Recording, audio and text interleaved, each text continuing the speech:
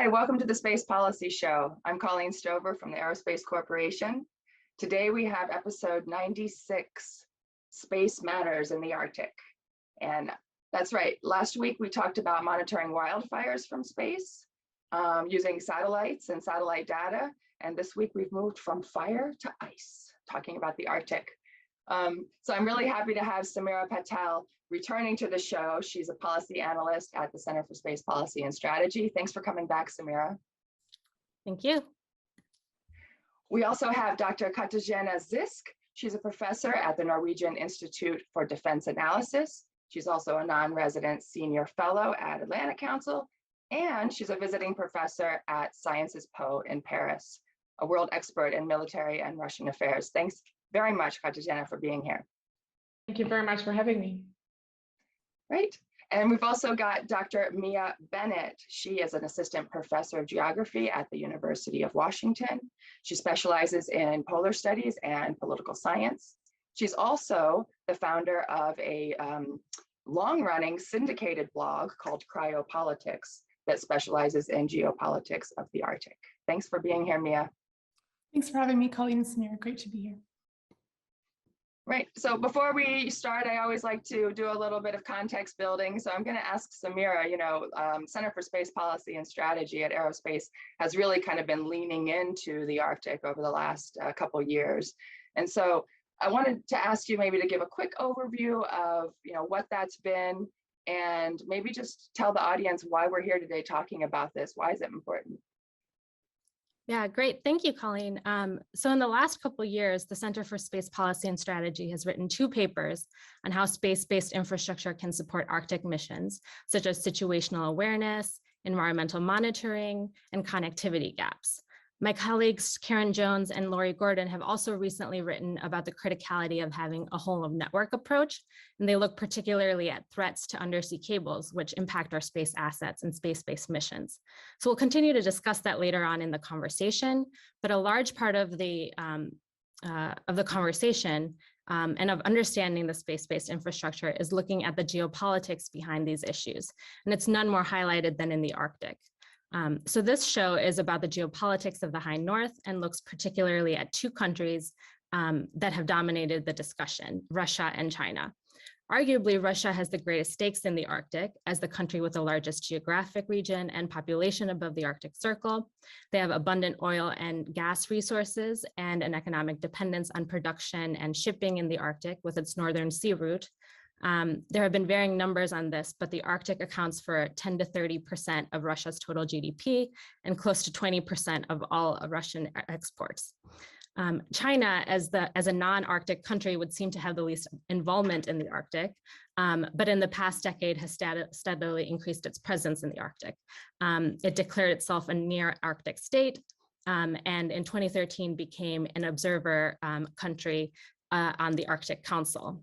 China is not alone in this. There have been other non-Arctic states that have been increasingly interested in the Arctic as it continues to open up and warm, becoming increasingly accessible. So I wanted to start with you, Mia. Why is China so interested in the Arctic? Particularly, you've written about the ways in which even remotely China is able to do a lot to incorporate themselves in the region. Space infrastructure plays a huge role in that. Can you speak a little bit about that as well? Thanks, Samira. Yeah, it's a great question. Why is China interested in the Arctic? I think its interest has puzzled many people who have been watching the Arctic region for, since the early 2000s. And I think we can trace its interest to a number of factors. One, of course, being climate change and an interest in understanding the science behind that. So as, for instance, glaciers are melting in the Arctic, sea level is rising around the world, and China wants to be aware of what's going on and prepared for that, especially since so many of its cities lie close to the coast. So that's kind of one big reason why China has been carrying out more and more expeditions up north, with now its 2 icebreakers carrying out observations from its research station on Svalbard, where it is one among many international research stations. But beyond climate change and science, which is probably the reason that I think China is most eager to promote in a way, because it has this sense of kind of benevolence and international cooperation. Of course, there are other, perhaps more single-minded interest or self-serving, you could say, interest, and that concerns on the one hand natural resources. So the Arctic is a storehouse of everything from oil and gas, much of that in Russia, to minerals, fisheries. China is one of the world's largest consumers of seafood. So as fish stocks move north with colder waters shifting northward, China is in hot pursuit of those resources as well. And then, of course, shipping is another key interest. So many of us will be aware that as sea ice retreats, Arctic shipping lanes that have been used already, such as the Northern Sea Route for the better part of a century, are becoming accessible for a longer portion of the year. The Northern Sea Route, hugging the north coast of Russia, promises to reduce shipping times between Asia and Europe by 30%. So that reduction perhaps in fuel costs would be of interest to China to get its to trade with Europe, and also, I think importantly, to access resources along, for instance, Russia's north coast. The shipping routes via the Northwest Passage in Canada and perhaps eventually over the North Pole are something that China's been keeping an eye on, perhaps more so even than other countries, as China has, I think, a very long-term strategy aware of climate change's implications over the forthcoming century and the possibilities for those routes to open up as well. And then lastly, I think China sees itself as a rising power, as a country that wants to be viewed as modern, as powerful, and as a state that can operate in the Arctic, much like other powerful states. So it doesn't need that Arctic territory to try and position itself in the region. So there's an element of prestige in being involved in the polar regions, both the Arctic, Antarctic, and of course outer space as well, that I think China is really keen to kind of lean into and to build its presence in these very distant, expensive, technically challenging regions. So I think all of those perhaps form a constellation for China's motivations to bring it ever further northward and proclaim itself to be a near Arctic state. And I think part of, I think that's a really good point. And I think being able to navigate in these, technically challenging regions requires buildup of things like their satellite-based infrastructure, and particularly their Baidu satellites, I think, do a lot where they're trying to extend the capabilities of their satellites, navigation satellites, to be able to navigate those shipping routes and have access to the fisheries. So I think I would see that as a part of it as well. And Samir, to your point about the satellites, certainly I think not only does China now have this Beidou satellite constellation, which is its equivalent to GPS or to Russia's GLONASS, but China's also launched its ICE Pathfinder satellite, which combines not only imaging capabilities for looking at, for instance, sea ice, but also has an AIS receiver. So it's able to, in that same data set, have information about where ships are located, so long as they have their transponders on. So that will be particularly helpful for China to navigate Arctic waterways as they open up. Yeah. Oh, that's good. So Katarzyna, Mia had mentioned things like, science and research, shipping, fisheries, natural resources, and Russia is also very interested in the Arctic. And so why does Russia see the Arctic as valuable? I guess you can name any policy interest area. Russia will be regarding it as critically important. So there is a combination of interests that Russia has that make this region particularly valuable to Russia: political, economic, military, scientific, all of them. And I think one of the very important aspects is that the Arctic is such an important space from a geopolitical perspective. And so as, of course, the sustained collapse of ice coverage and the opening access to this globally significant energy reserves make it particularly interesting to Russia, because most of them, in fact, especially when it comes to natural gas, is in the Russian Arctic. Yes, very important, valuable minerals and metals and abundant fish resources, which will be increasingly important source of protein globally. This all makes it important from economic perspective. And Russia, as it has already been mentioned, already today, the Arctic produces more than 20% of the Russian GDP, and Russia has huge ambitions for developing that, expanding that economic production in the Arctic, using the energy resources, the minerals, the fish resources, etc. And so one of Russia's key objectives defined in 2008 was to transform the Arctic into Russia's foremost natural source reserves of natural resources by 2020. This has not gone so well. We can talk about that later. But it shows how important it is. And of course, also the opening of this new potentially strategically important sea lines of communication. And the Northern Sea Route is the first one, the first polar route that is being actually developed, is being used. So Russia has also ambition to develop the Northern Sea Route as this major link connecting continents with so Asia with Europe, with Northern America. Again, the ambitions are much higher than the reality, and we can talk about that. The development of this Northern Sea Route has certainly increased, but not as far as Russia hoped for. And the region is also kind of maintained the key critical role in Russian military strategy. So the region is still an important base, especially the western part of the Arctic, or the European part of the Arctic is very important area for Russian nuclear deterrence there. That's where Russia has its strongest part of the Russian Navy is there, the Northern Fleet, the largest share of Russian strategic submarines. And the region has also become increasingly important in non-nuclear deterrence. So Russia has, especially since 2010, Russia has increased the deployment of strategic non-nuclear capabilities in the region. So, and the number of activities, military activities in the region has increased, especially since 2007, 2008, quite sharply. The complexity of exercises and military training has been on the rise ever since.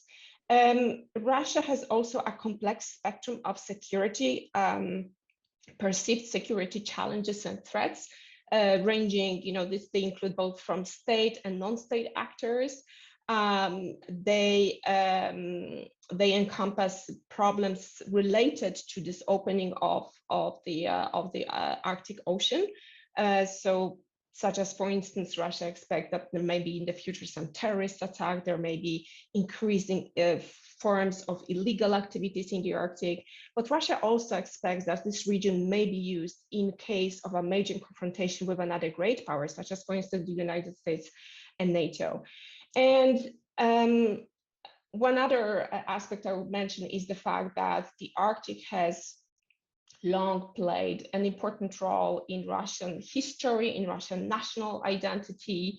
This kind of national myth-making has been very important. And as such, the region has been a source of pride and has been therefore used by the current Russian authorities to sort of mobilize the Russian public around the government about this kind of nationalist idea. And as such, this region has been well suited for demonstrating Russia's military might, Russia's ambitions, intentions, both to domestic and to the foreign audiences. So again, this displays of military power we have seen in the Arctic, especially after 2007, has fallen into this kind of broader trend of trying to gather the Russian public, to strengthen the public support around the Russian government. And yeah, so I think all these elements have also contributed to sort of generating the international interest for the Arctic as such. Yeah. You mentioned, and I know. Oh, go ahead, Samira. Oh, I was just going to say, I was going to transition. One of the things that you mentioned, Katarzyna, is that security concerns are a huge part of Russia's interest in the Arctic, and yet they have this partnership with China, and they have historically expressed doubts, for example, of China joining the Arctic Council as an observer state, and yet we continue to see this partnership develop between Russia and China. And it's an evolving relationship, even though there have been frictions in the past between them, as Russia gets more and more sanctioned as time in the last few months. How is this relationship changing? Katarzyna, if you want to start. We've seen that the quality of the cooperation, including in the military field, has certainly changed and expanded, especially after 2014. So, for instance, Russia has started selling more, let's say, sensitive military technology to China. They started cooperating on joint aerospace engine development, exports to China of Russia's advanced anti-aircraft weapon systems, fighter jets, military helicopters. I mean, the list has really been expanding, and definitely this is something tangible showing that there has been a change in thinking about that in Russia. As I said, I don't think that. Katarzyna, sorry to interrupt, but can I ask what was special about 2014? Well, of course, I think the Russian annexation of Crimea and the sanctions that followed has certainly contributed to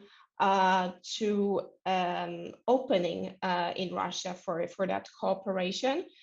For instance, the technological sanctions have been an important part of, I think, strengthening the cooperation, also making Russia a little bit more willing and dependent on China. Okay. For instance, the electronic components, right, including, for instance, those for space programs, composite materials, drone technologies, engines for warships. This is something that Russia was also getting from the West, and after 2014, it has become much more important. Of course, now after the Russian invasion, second invasion of Ukraine, 2022, I think, it has the potential to making Russia even more willing and more dependent, willing to cooperate, more dependent on China. So as I said, the quality of the cooperation has been definitely changing and expanding. And if I can just add, in terms of the Arctic, I think both countries has a lot of common interests. And for instance, China has been one of the major users of the Northern Sea route, and as I said, Russia has been very interested in developing this maritime channel. So China has been important in that part. China is a very important recipient of the liquefied natural gas production projects in the Arctic, and this also has strengthened, the importance of China has strengthened after the sanctions, because the international cooperation with Western partners has been much more limited after 2014. So overall, Russia has profited from that cooperation, and China has profited from the cooperation. But I think, again, China has been operating quite carefully, respecting the Russian sensitivities about Russia being the sort of dominant major player in the Arctic, the gatekeeper.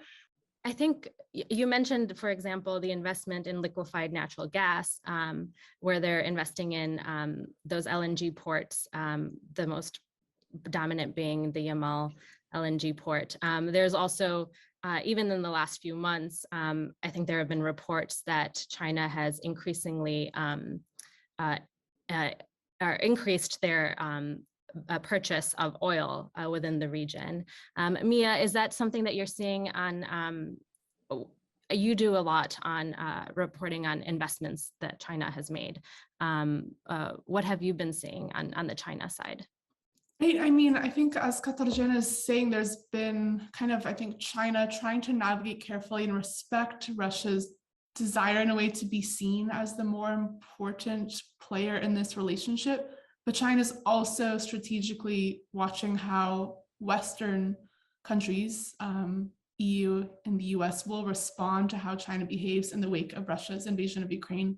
So if we go back to, just a few months ago, February 2022, we see Russia and China, Putin and Xi Jinping meeting at the Beijing Olympics and pronouncing the kind of strength of their partnership and how it's never been better, and the signing of a new gas deal, yet another one that will cement further flows of natural gas through pipelines that are being constructed now through Mongolia to mainland China. So there's, in February 2022, I think, a look ahead to ever more gas flowing into China. And yet, if we look in recent weeks at what's been happening, there's now been orders to halt production of the modules that would be needed to be constructed in China to support the operations of Arctic LNG 2.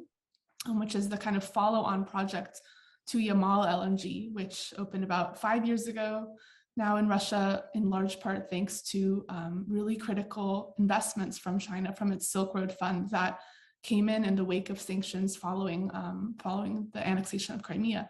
And so now if, 2022, we're at a point where China may actually be reconsidering how deeply it wants to be involved in Russian gas production, particularly in the Arctic, I think it will become increasingly kind of uncertain how much gas will actually be flowing to China. They have these contracts in place, but I think China is really trying to tread a fine line here in terms of continuing to work with Russia, really needing natural gas supplies in order to transition away from coal, which has been a very polluting source of energy in China, and yet not kind of find itself sidelined as a result of disrespecting Western sanctions. So it's in a tricky position trying to, I think, please all parties at the same time right now. Yeah, and I think you see a little bit of that paralleled in even the way that their space cooperation works, where China and Russia recently have decided to work together on building a lunar research station, which, I mean, historically, a lot of space cooperation, Russia has worked with US and other countries for more specifically like on the ISS. So you see some of this kind of being paralleled in the space frontier as well. I wanted to kind of talk a little bit about this counterbalance to the relationship, because we're also seeing greater NATO presence. For example, Sweden and Finland had recently decided to join NATO. And if they join, then all 7 Arctic countries, except for Russia, will be NATO members. So how will this action broadly impact the Arctic countries, and particularly the Arctic Council, which has been established with a spirit of cooperation, despite there being ongoing territorial disputes and disagreements?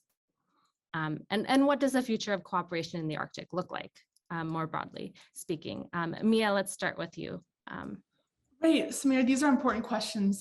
What will the future of cooperation look like in the Arctic? I think you're absolutely right to see this split now between the Arctic 7, as they're calling themselves, who will be all NATO members potentially, should Sweden and Finland be able to convince Turkey that they should be admitted into NATO. And so I think we're at a point where, just the other day, the Arctic 7 announced that they will recommence cooperation in a way that tries to carry on the spirit that the Arctic Council has had in terms of working across borders on everything from climate change to Indigenous peoples issues. And so on the one hand, I find that promising for Arctic cooperation, and yet I think we also need to take a good hard look at what does the Arctic mean then, if Russia is left out of the conversation and out of cooperation.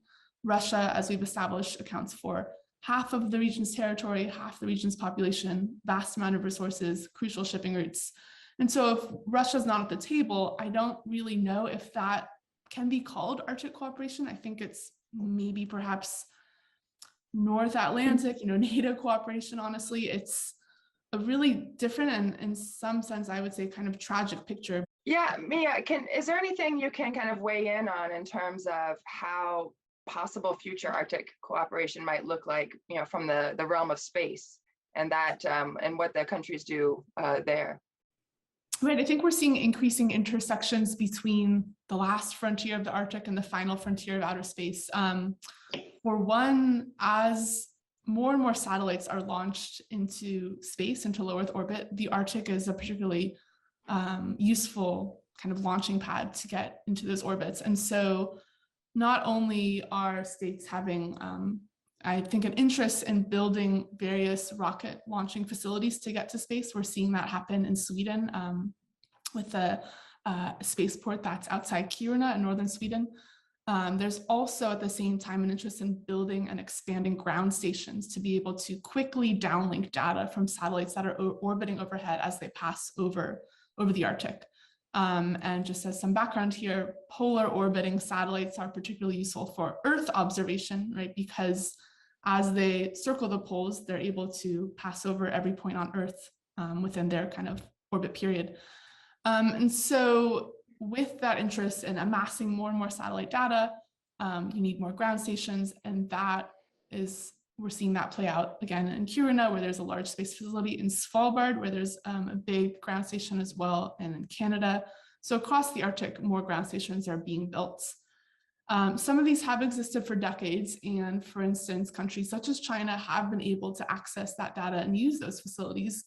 But just a couple of years ago now, China was basically barred from re-signing the contract with the Swedish Space Corporation that would enable it to continue accessing data from that station. So we're seeing these geopolitical fissures from earthbound issues play out into how space cooperation is unfolding. So I do think we're going to see a kind of paralleling within space cooperation and Arctic cooperation, all kind of coinciding, I think, in a relatively unproductive manner in terms of international collaboration at the moment when it comes to space in the Arctic. Yeah. Katarzyna, just to follow up, I would love to hear your thoughts as well. Where do you see the future of cooperation in the Arctic? Well, in general terms or in space? Because Both. we were talking about you started with Finland and Sweden, right? Mm-hmm. So, I mean, I personally, I don't think this will, I think their accession to NATO will definitely impact the security, the strategic equation in the region. So of course, not the whole the Arctic, but especially the European part of the Arctic, the Arctic and the northern Europe. But I don't think that this will necessarily change the dynamic in the Arctic cooperation in the Arctic Council. One of the reasons is that Russia has not been particularly provoked or even particularly critical to their decision to join the alliance once the decision was made by Finland and Sweden. All the threats, including nuclear threats, were turned out to be just the threats. So the strategic gray zone in Northern Europe will basically disappear.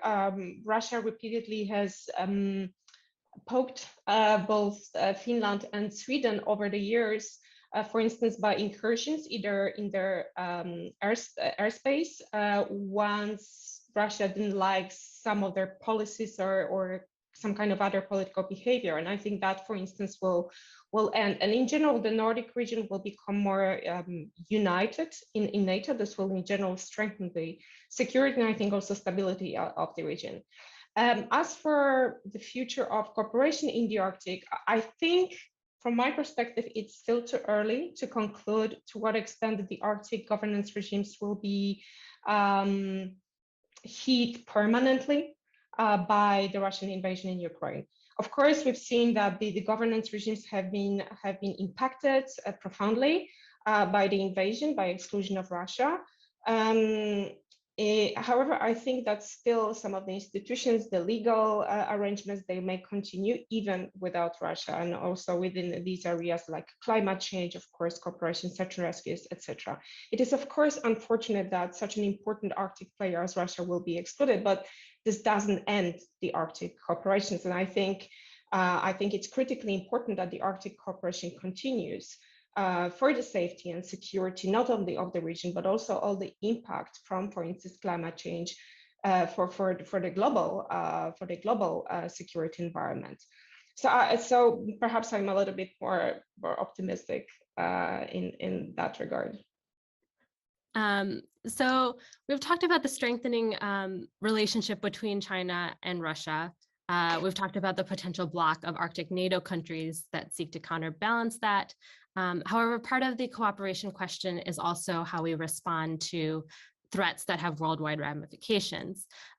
So just earlier this year, there were reports of a disruption in Svalbard's undersea cable system. Svalbard is Norway's northernmost archipelago. It also houses Svalset, the world's largest commercial ground station with over 100 satellite antennas and customers worldwide. The undersea cable system there provides data transportation services connecting the ground station to mainland Norway and beyond. And as Mia said, it particularly provides service to polar orbiting satellites. This is in addition to a number of growing data centers in the Arctic countries like Sweden, Norway, and Iceland, where huge hyperscale companies such as Google, Amazon, Facebook are building data centers. And part of the reason for that is because 80% of the cost of data centers is in cooling systems. So many companies are choosing to move them to cool locations. Yeah, but Samira, it's getting warmer up there. Yeah. Yes. Yes. But so the recent paper that Aerospace has written on undersea cables highlights the ways in which undersea cables continue to remain the world's communication backbone, but they're interconnected with space-based assets. And the world's economy depends on them, with over 1.8 trillion in financial transactions flowing through per day. So starting with you, Mia, how can we protect our connectivity infrastructure in the Arctic? And then particularly, what are the kinds of partnerships and collaborations that can help kind of improve our responsiveness to what's happening in the Arctic? Right. I mean, you bring up these incidents of the subsea cable connecting Svalbard to mainland Norway being severed back in January of this year. I don't know if they were able to distinctly identify who was responsible, but I think the police report found that it's most likely human activity. And a lot of folks in the West were blaming Russia, perhaps one of its submarines, which would be capable of cutting such a subsea cable, doing this. This was also the second such incident. There was another subsea cable, I believe, between the Lofoten Islands and Vesterålen that was severed last year. So this is occurring more frequently, and I do think we need to be paying more attention to the vulnerability of this critical infrastructure, as you mentioned, which is crucial, not only for transmitting downlinked satellite data, but supporting internet connectivity, financial transactions, and the like. How to protect these subsea cables, I think, is very tricky, right? You're not going to have ships monitoring the whole length of these thousands of kilometers of subsea cables, particularly in such treacherous regions as the Arctic. So I think more needs to be done to be able to quickly respond to such incidents. This is difficult, of course, in a place like the Arctic, where you can't always just rely on being able to send a repair ship. But I think having more plans, more contingencies in place would at least allow for more quicker response. I think there's also interest from various governments in establishing public-private partnerships to better secure some of the kind of systems where the cables come on land. So that could be helpful just to better overall secure the infrastructure. I think going forward into the future, there is more and more interest in more space-based transmission of data and perhaps a move away from relying on very vulnerable material infrastructure in the Earth. This is something that we're seeing actually in places like the Arctic, right, where internet is, it's very hard to even get cables to small communities. So are they going to turn to satellite-based internet? Are satellites themselves going to somehow be the solution to this tricky problem of cables? But of course, you're always going to need some kind of infrastructure on Earth. And so I think just making it more resilient across the whole system, from when you put it in place to its operations and monitoring to responding to crises, I think is a way forward. And then just generally, I think strengthening international legislation that governs how these infrastructure objects are regulated both during peace and war will be something that, you know, the global community wants to discuss, and whether we can rely on Russia and China to come to the table and sign up to these regulations and norms that are honestly still driven by the West. I think that is actually going to be increasingly challenging. So having agreement on infrastructure in the global commons, whether it's in the Arctic or space or deep sea, I think is a really problematic space at the moment. Katarzyna, also, I wanted to give you a chance to respond as well. Sure. So I think there are strong indications, actually, that the culprit for cutting or disrupting the undersea cables has been actually Russia. So the Russian main directorate for deep sea research, which is called WUGI, they have been active operating its fleet of special purpose submarines and surface oceanographic vessels over the years. Over the past few years, they have stepped up the activity around the undersea data cables in the Northern Atlantic, for instance, around or near Ireland, Norway, and Portugal. And I think, so one sort of explanation is that in a conflict, the means of communication are always critical, always will be one of the priority targets. And what Russia does is just researching how they could disrupt that, and also potentially how they could tap into these cables to, for instance, hijack some of the communication. So that's some of the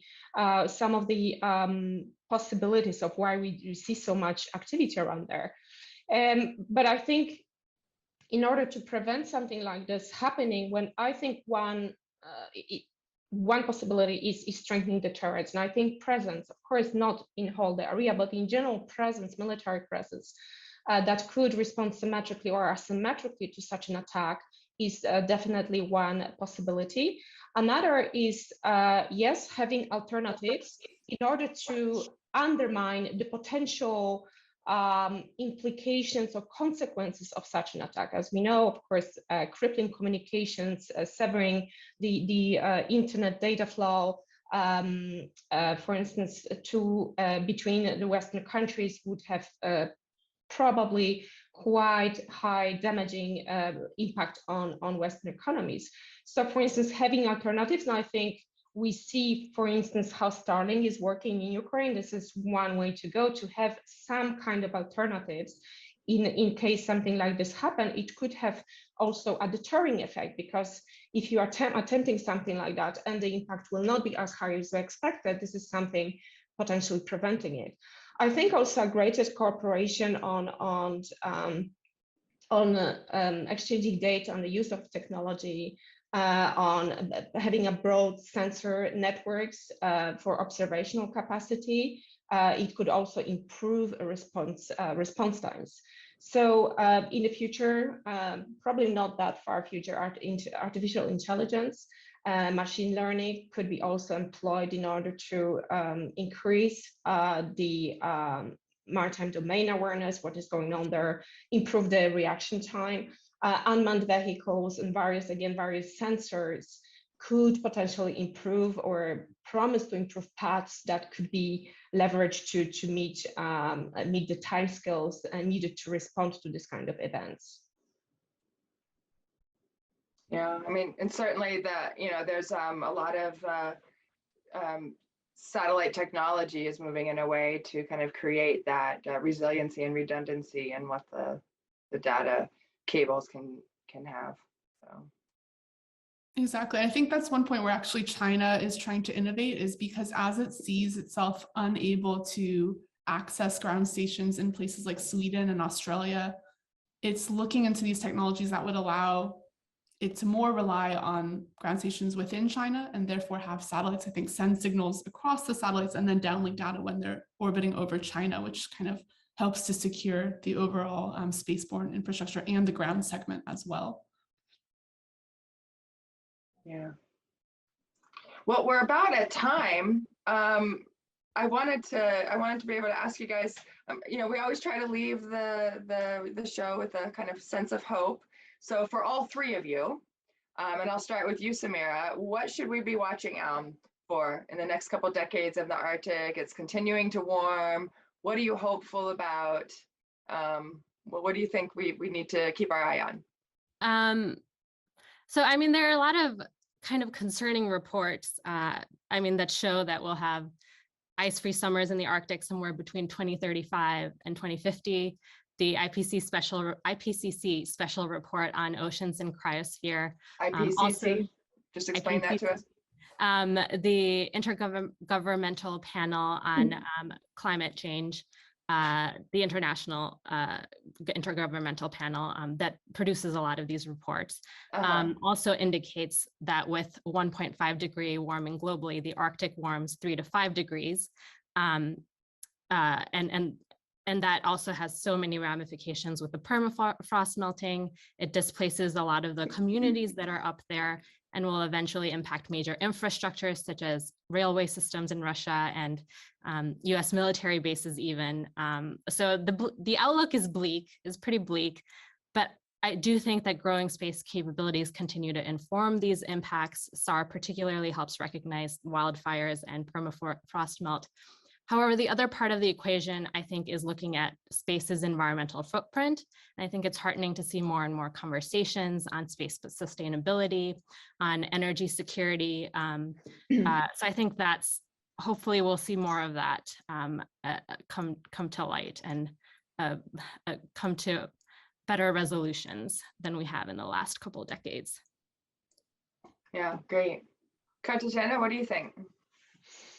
Well, I think, we've seen, so I've been like really studying deeply this topic since 2007. And, I remember all this kind of changes in the discussion, this kind of Arctic hype in this early 2000s, expecting basically this kind of linear development upwards, for instance, when it comes to economic development, when it comes to development of the polar routes, and this all depends on the Arctic development depends on a number of factors. Political factors, we've seen how the Russian foreign policy, for instance, in Ukraine, has impacted Russia's ability to actually realize the Arctic ambitions, the economic ambitions, the getting cut off from financial markets, from international investors, and the technology transfers. This all has impacted these ambitions. The shipping has been impacted by the global shipping trends, the supply and demand in China. The energy development in the Arctic has been impacted by, the fluctuation in global energy markets. So there is a host of factors that will impact this development. I think what is important is to focus on the sort of broad long-term development trends. So focusing on trend lines, not the headlines. And the trend line is, as Samira has said, is the ocean is going to continue opening.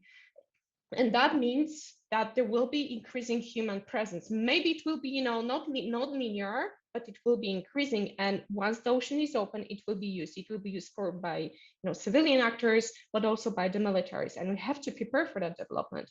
And I think we all are very well aware of the extremely broad spectrum of security challenges and threats from state and non-state actors in the region. But I think the magnitude of the challenge is also, has this optimistic element into it, because it is impossible to meet that challenge, by any single of the Arctic actors. The cooperation is absolutely necessary. It will be necessary, for all the search and rescue, meeting the climate change implications for basically the whole planet. And that, may actually pressure all these various actors to sit around and find solutions, work, for instance, on the maritime or the Arctic domain awareness. Again, this will require the data from these different actors. And I think this is something that can actually, induce cooperation between these different-minded also actors involved in the region. Yeah, we've got a show coming up later this year that talks about the kind of relationship between maritime domain awareness and space domain awareness, and how shared resources, right? The global commons, if you will, and how that forces cooperation. Yeah. Exactly. Yeah, and I'm curious to see what kind of innovative things commercial space comes up with, or commercial companies in general come up with in the Arctic. You talked about, again, civilian military uses, and of course there's a whole indigenous population up there that doesn't often have a seat at the table. But I'm imagining commercial companies will be pretty innovative up there to see what happens. At the expense of warming of the globe, of course. So, Mia, what do we have to look forward to, or what should we keep our eye on from the China perspective? From the China perspective, I think we're going to see continued interest in accessing the Arctic, but perhaps more of an approach from remote directions, I suppose. So rather than relying on cooperation with Arctic states, even with Russia, I think China will be turning to, can it access the Arctic through the high seas? So trying to go into the central Arctic Ocean, which is increasingly accessible, even though if we have an open Arctic Ocean by mid-century, that will still be only for about 1 month a year. So I think well into the later decades of the 21st century. But China is ahead of the pack in already having sent icebreakers across the 3 Arctic shipping passages. So it'll be probably expanding its presence there and also keeping an increasing eye on the Arctic from space. So it's beefing up its polar observing satellites, not only with Ice Pathfinder, which was launched in 2019, but there have been COVID-related delays, I believe, to its synthetic aperture radar, which will be launched, I think, at some point this year, next year, but that will also have direct interest in observing the polar regions. So China will be doing more to, I think, try and make its ability to access the Arctic more resilient and more self-sufficient in that regard, whether that's with polar vessels, satellites, those sorts of things that don't rely on bilateral, multilateral even cooperation. So I think China has its eye on the kind of long game in the Arctic here. I think it will still want to seek to work when it can in global governance organizations. But when it comes to these critical questions of access, making sure it can do that, even if China ends up fully isolated, it wants to have those systems in place. Yeah, I mean, people talk about the space race. Maybe we have an Arctic race going on. The competition for, information and being able to, that it's not just access to it geographically, but it's that having more data, right? Knowledge is power. If you can keep sensing all that, then you do have a kind of control over that space. Mm-hmm. Very much so. So let me say just one more thing. Space is actually a very important aspect of the Russian development approach to the Arctic, including military, but not only. And this is connected with the importance that the Russian General Staff attaches to winning and holding information superiority, which is seen as key in a conflict with a peer military adversary such as the United States and NATO, especially a nuclear armed adversary. So the Russian aerospace forces has actually been very active in the Arctic. Since 2015, they have integrated offensive and defensive capabilities such as air defense, missile defenses, offensive and offensive electronic warfare, anti-space capabilities, directed energy weapons that Russia has been also developing and testing. So the Arctic has been this kind of very important test bed for developing and testing Russian counter network capabilities, which are at the very sort of core base at disrupting or degrading the backbone of the US and NATO information technology enabled warfare. So, basically aimed at disrupting critical infrastructures and networks, such as command, control, communication, reconnaissance, intelligence, surveillance, etc. Also space-based systems. So, the Arctic is important, for instance, in test launches of the anti-satellite weapons. Russia has tested them on a number of locations.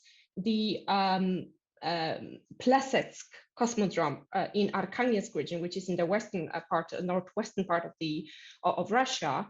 For instance, in November 2021, they had one of the latest tests of the Noodle system, which is an anti-ballistic missile interceptor that can also be used as a direct ascent anti-satellite weapon. And this has attracted a lot of attention in the international community, not least because, for instance, the last test created 1,500 pieces of debris, which is of course very important, especially that it was released in the low Earth orbit, which is a sort of environment used for numerous space activities. So at the time of the test, the crew members of the International Space Station, they had to board their lifeboats after the satellite blasted because of the debris that was coming in their way. So again, this is a very important space to observe for this offensive and defensive aerospace capabilities, which are gaining importance in the Russian military strategy, in Russian military thought. This concerns also electronic warfare, which we have seen tested on a number of occasions over the years, also in the Western Arctic, including in Northern Norway. And I think, given if we read the Russian strategic doctrinal documents, these kind of capabilities with which their importance will only increase. Well, thank you guys for being here. I mean, I definitely, as always, I learn a lot from everybody. Samira, thank you for pulling together our two experts, Mia and Katarzyna. And I'm interested, maybe we can have a little part 2 follow on in about 6 months and see where we're at there, because you know, things are always changing geopolitically in the Arctic. So to our audience, this is part of our climate change and the environment series of the show, but you can go onto our website, csps.aerospace.org, and you can see an entire research page with our experts, our other publications that Samira talked about, as well as some other shows on climate change and the environment that the Center for Space Policy and Strategy has been working on. So thank you to James Liggins, our technical director, Jordan Bingham, our program coordinator. And as always, you can check us out on Twitter, the hashtag the Space Policy Show. Until next time, thank you guys for being here again. Thank you. Thank you very much.